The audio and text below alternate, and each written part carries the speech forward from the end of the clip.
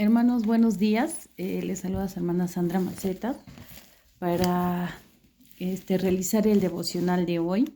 Nos toca San Juan, capítulo 12. Vamos a empezar con el título: Jesús es ungido en Betania. 6 días antes de la Pascua vino Jesús a Betania, donde estaba Lázaro, el que había estado muerto y a quien había resucitado de entre los muertos. Ya anteriormente, con la hermana que compartió el devocional, habíamos visto cómo Jesús había hecho uno de los más grandes milagros que se nombra en la Biblia, que es la resurrección de otra persona, ¿no? Entonces, había resucitado a Lázaro, ¿no? Y él estaba, dice, sentado a la mesa con él, ¿no?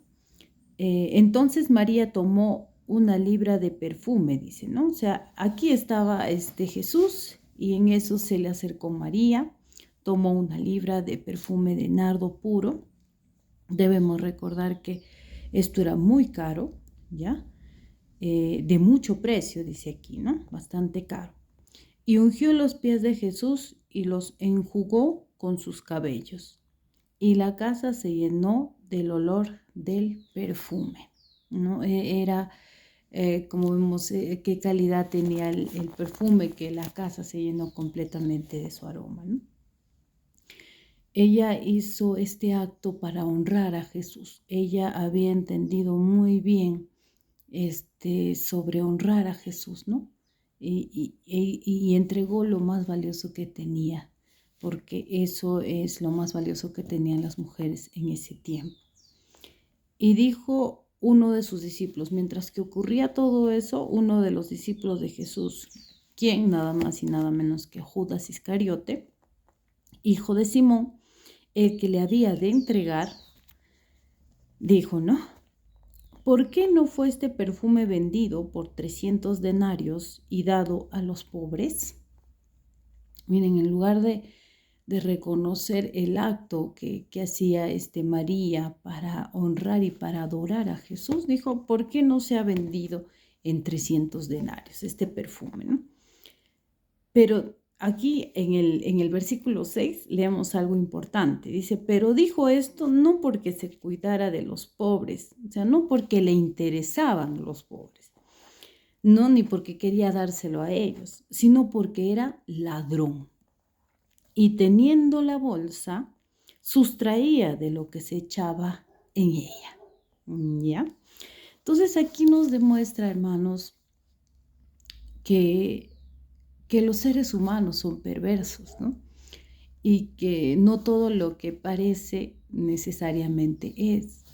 Hay muchas personas que dicen, y en el nombre de los pobres, y diciendo que quieren el beneficio de los pobres, hay varias personas. Lógicamente hay personas también en la tierra que realmente se preocupan por los pobres, quieren beneficiar, quieren hacer labor social, ¿no? Y eso está bien, aunque eso no les da la salvación, debemos recordar, pero eso está bien y si lo hacen de corazón.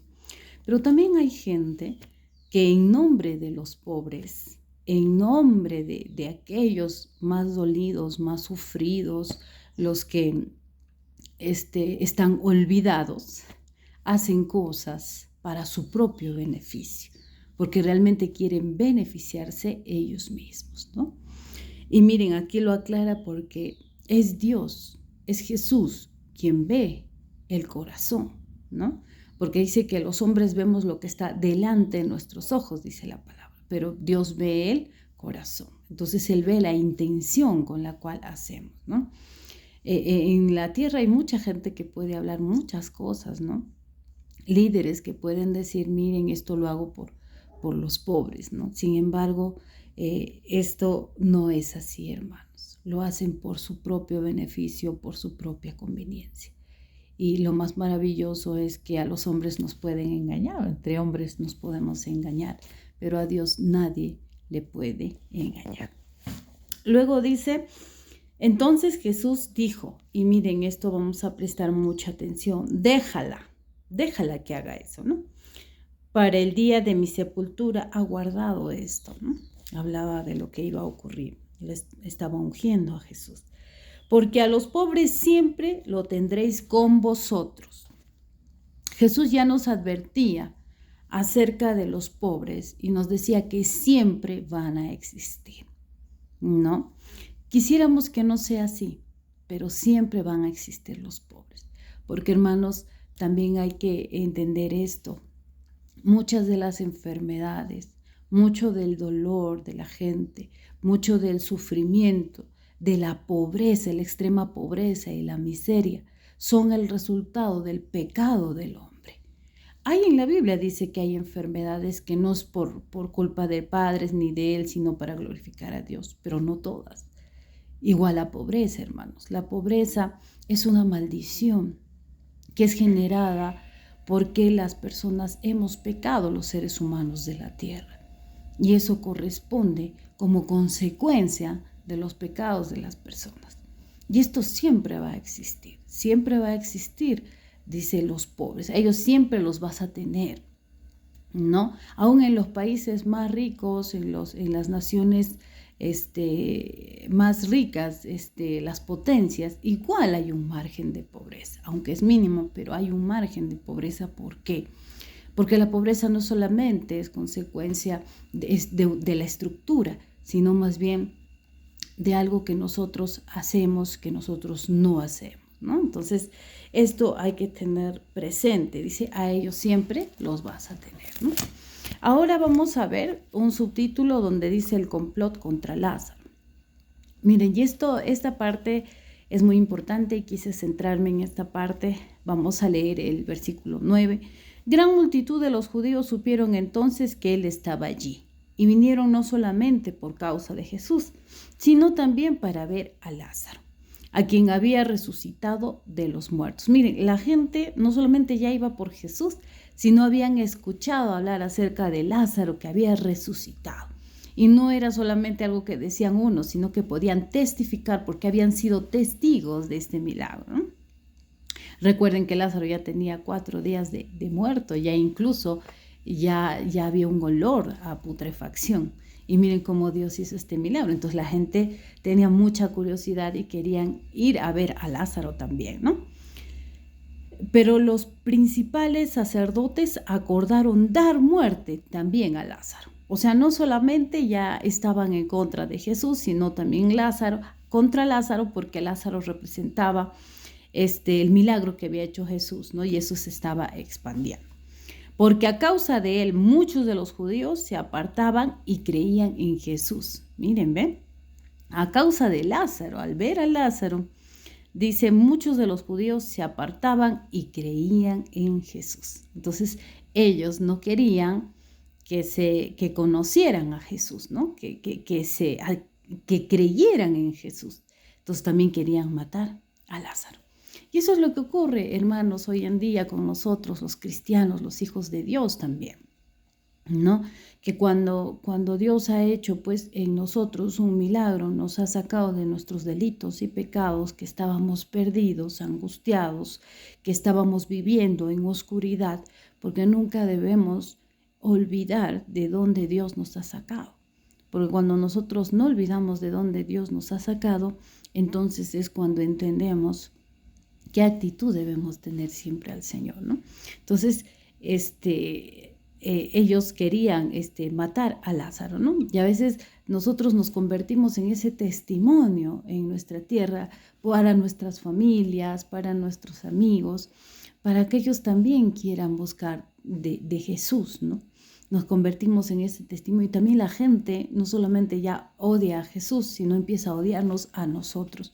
Por eso es que vivimos persecución, por eso es que la gente habla mal de nosotros, por eso es que nos tienen cólera, por eso es que nos rechazan, por eso es que nos critican. ¿Por qué? Porque representamos una amenaza para todos sus planes perversos, para lo que hacen, hermanos, porque muchas veces ni siquiera les hemos dicho nada, pero ellos mismos se han sentido incómodos con nosotros, porque nosotros hemos dado testimonio de Dios en nuestra vida, y eso a ellos les ha fastidiado, los ha incomodado, ¿no? Pero está bien, hermanos, porque la gente vive engañada pensando que lo que hace está bien, entonces no tienen oportunidad de convertirse y de arrepentirse de lo que están haciendo mal, ¿no? Entonces debemos recordar eso siempre, que nosotros también vamos a formar parte de aquellos que son perseguidos, criticados, despreciados, ¿no? Rechazados, pero eso es normal, hermanos, porque también ocurre con Jesús, ¿no? Entonces nosotros tenemos ese privilegio y ese honor de compartir eso también con Jesús, ¿no? Entonces vamos a terminar